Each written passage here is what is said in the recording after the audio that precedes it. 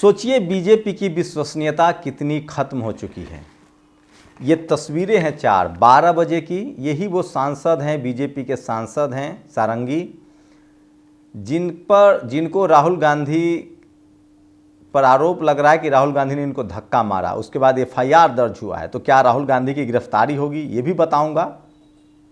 लेकिन क्या है इस धक्के का सच? रात भर कैसे संसद में सीसीटीवी खंगाला गया, लेकिन सीसीटीवी नहीं मिला। क्या लगता है आप लोग को, जो सरकार चल रही है बीजेपी की, जो कट पीट कर बयान, जिसमें बीजेपी के पास सबसे बड़ा आईटी सेल है, सरकार है, सीसीटीवी कैमरे हैं, क्या राहुल गांधी ने धक्का मारा होता तो वो कैमरे पर तस्वीरें आज चल नहीं रही होती? क्या है राहुल गांधी के धक्के की सच्चाई और क्या है सारंगी जी की सच्चाई? नमस्कार, मैं शंभू कुमार सिंह और आप देख रहे हैं नेशनल दस्तक। सोशल मीडिया पर ये चारों तस्वीरें एक साथ वायरल हो रही है। दिन में 12 बजे जब ये घटना हुई तब सारंगी जी को एक मामूली सा पट्टी लगा था। 2 बजे तक पट्टी थोड़ा बड़ा हो गया, 5 बजे तक पट्टी और बड़ा हो गया और 8 बजे तक पट्टी जो है वो हेलमेट में तब्दील हो गया। श्रीनिवास जो कि कांग्रेस के नेता हैं, वो कह रहे हैं कि ऐसा न हो कि ये पट्टी जो है सोचिए अगले दिन खुल भी गया, कहीं आज लीवर ट्रांसप्लांट न करना पड़ जाए। ये अनिल यादव हैं जो पेशे से पत्रकार है। तो सोचिए बीजेपी की कितना संदिग्ध हो गया है बीजेपी। और ये आज की तस्वीर है। कल पट्टी का साइज हेलमेट जितना हो गया था, आज पट्टी ही गायब है। तो क्या बाबा साहब के अपमान के मुद्दे को डाइवर्ट करने के लिए बीजेपी की तरफ से ये कॉन्स्पिरेसी थ्योरी थी? एक दूसरे जो ये सांसद हैं, सारंगी जी के बाद ये दूसरे सांसद का बयान सुनिए। अखिलेश यादव ने भी इनको लेकर एक बड़ा खुलासा किया है और जो सबसे ज़्यादा वायरल है, और मैं इस तरह के अमूमन शब्दों का इस्तेमाल नहीं करता हूं, लेकिन सोचिए राजनीति किस तरह की हो गई है कि 12 बजे, 2 बजे, 5 बजे और 8 बजे पट्टियों की जिस तरह से साइज बढ़ी है, उसके बाद लोगों के मन में शक शुबा है। अब इसके बाद लोग सवाल कर रहे हैं, खुद ये वीडियो सुनिए।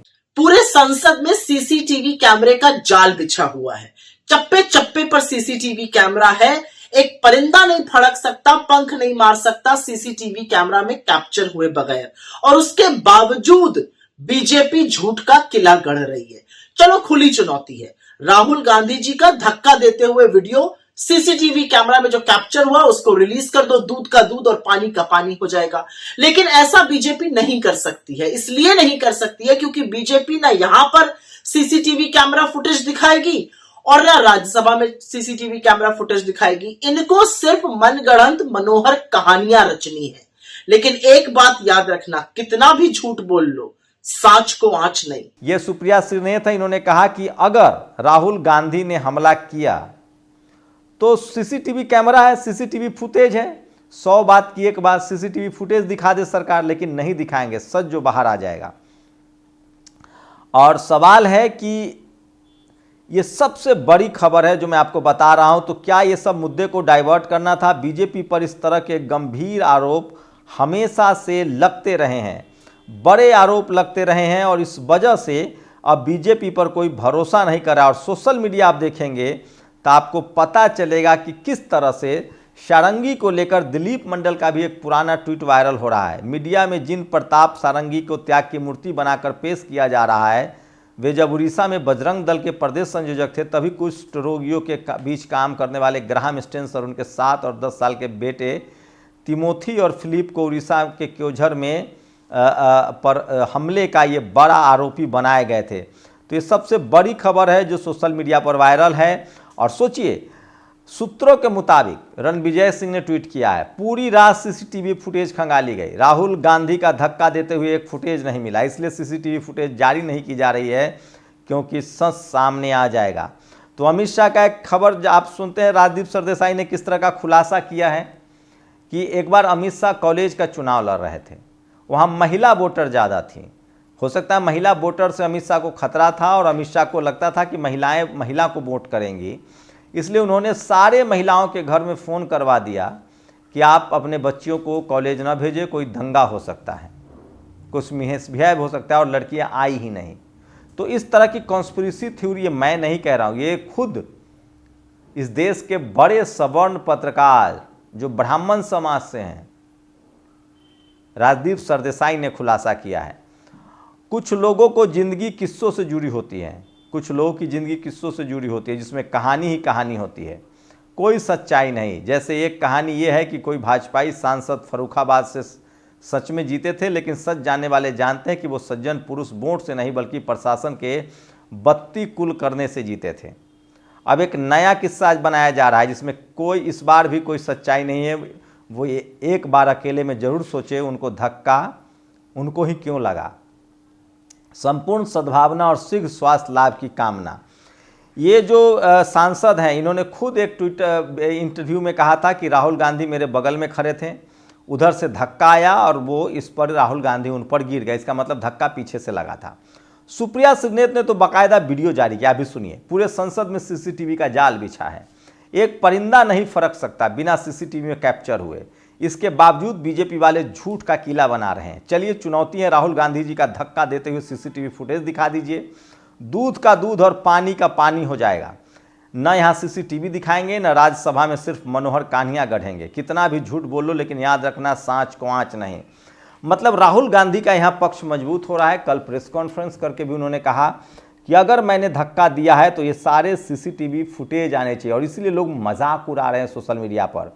वक्त के साथ सारंगी जी की चोट गहरी होती जा रही है, मुझे बहुत फिक्र हो रही है, जल्द स्वस्थ हो यही कामना है। सोचिए लोग किस तरह का तंज कर रहे हैं, अंदेशा जता रहे हैं कि कोई चुनाव मैनेज करने के लिए, डैमेज कंट्रोल करने के लिए कोई अनहोनी ना हो जाए।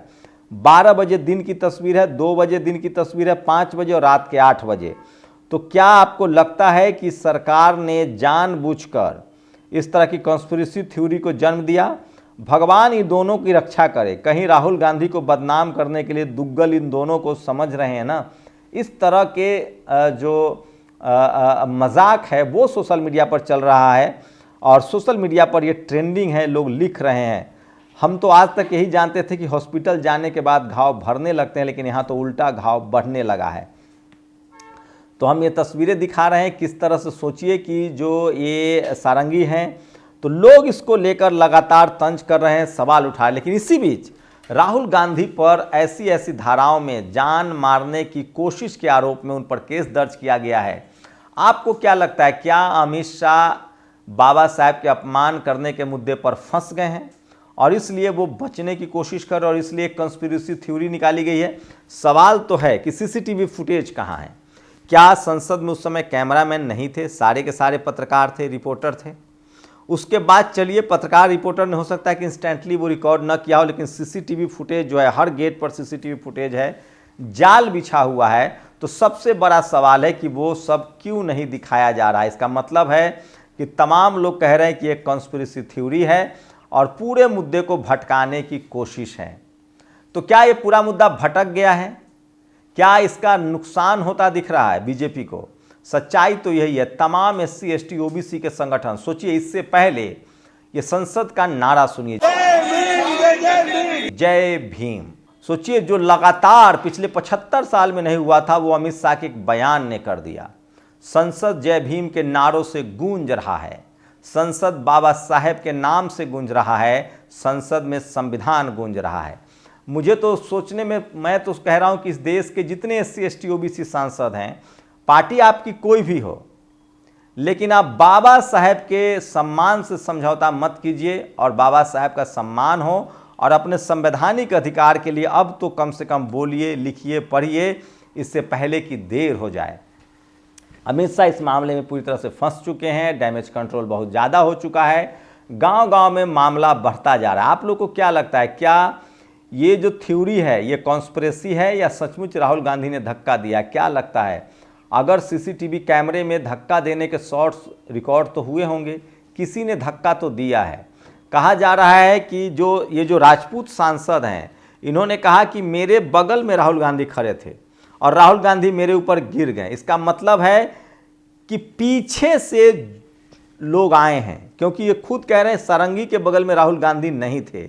राहुल गांधी खुद जो सांसद है बीजेपी के, उन्होंने अपने ही इंटरव्यू में कहा है कि मेरे बगल में थे और राहुल गांधी मुझ पर गिरे हैं, या पीछे से जोर से कोई वेव आया, मतलब धक्का किसी पीछे से दिया है।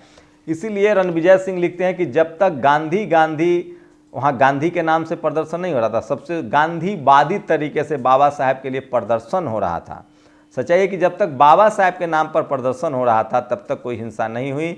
जैसी गुलबर्कर गुट के लोग वहाँ गए तब जाकर हिंसा जो है वो होना शुरू हो गया। मैं फिर कह रहा हूँ, बाबा साहब से ज़्यादा बाबा साहब बुद्ध के अनुयायी थे, बाबा साहब कबीर के अनुयायी थे, फूले के अनुयायी थे, और इनसे ज़्यादा सत्य और अहिंसा पर कोई भरोसा ही नहीं करता है। अहिंसा का पूरा कॉन्सेप्ट बुद्धिज्म से आया है, बुद्ध ने दिया है, बाबा साहब ने उनको अपना गुरु माना है। मैं फिर कह रहा हूँ, बाबा साहब को मानने वाले, जानने वाले कलम पर भरोसा करते हैं, शिक्षा पर भरोसा करते हैं, संवैधानिक दायरे में रहकर अपनी बात करते हैं।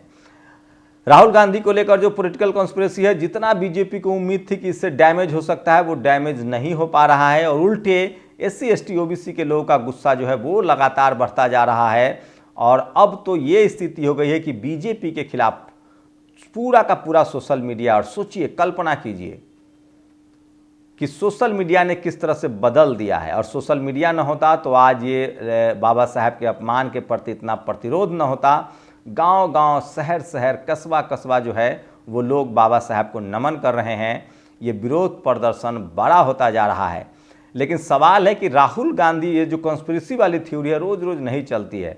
एक कहावत सुनी है ना, एक लड़का था, वो रोज़ भेड़ चराने जाता था और कहता था भेड़िया आया, भेड़िया आया। लोगों ने एक दिन दौड़ने की कोशिश की, लड़का हंसने लगता था, मजाक किया, 2 दिन 3 दिन, एक दिन सचमुच भेड़िया आया और कोई नहीं गया। बीजेपी की भी हालत यही हो गई। जितनी ज़्यादा कॉन्स्पिरेसी थ्योरी आती रहती है, अब लोगों को भरोसा हो गया है कि टीवी अखबार जिस तरह से इस खबर को चला रहा है, इसका मतलब है कि कहीं दाल में काला है। लोग सोशल मीडिया पर तंज करें। आपको क्या लगता है, क्या बीजेपी ने जानबूझकर ये सब मैनिपुलेशन किया ताकि इस पूरे जो बीजेपी जो बैकफुट पर है, अमित शाह के बयान के बाद जिस तरह से देश में नाराज़गी है, खासकर बहुजन समाज की, SC ST OBC, किसान अल्पसंख्यकों की, वो बढ़ जाएगा? क्या बीजेपी ने डैमेज कंट्रोल को मैनेज करने के लिए मुद्दे को डाइवर्ट किया था? आपकी प्रतिक्रिया बहुत जरूरी है। शुक्रिया।